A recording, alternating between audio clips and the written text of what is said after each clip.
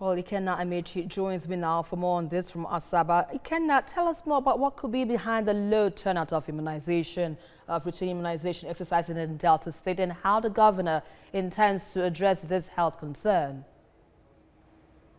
Well, I must say that what is responsible is what the governor actually called for that meeting between him and the local government chairman of the 25 local government area in Delta State and health workers who are primarily working in these primary health centers across these 270 wards that are spread across this 25 local government. And of course, the poor showing in the indices that the governor was one of the delegates that went to Seattle upon invitation by the Bill Gates and Belinda Foundation in Seattle, and they saw that there is a poor showing of 4 states in Nigeria, and Delta State is one of the states, and the governor is really, really unhappy. And upon returning to Nigeria, he called them to actually ask why this poor showing, and they gave a lot of reason of course, lackadaisical attitude of some of these health workers in showing up in their places of primary assignment,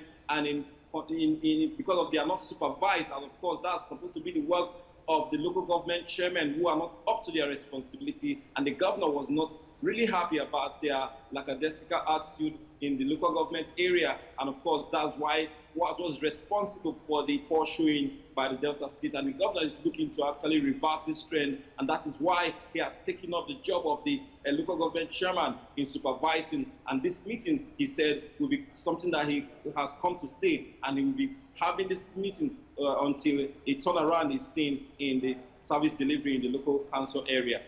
Now, aside from the meetings now in Delta State, what's your assessment of health centers in that area? Do you think that the government needs to do more in terms of providing more primary health centers to hard-to-reach areas in some communities, for instance? That could be a reason for the low turnout, perhaps. Well, I must tell you that Delta State is really spread. You know, it has riverine communities.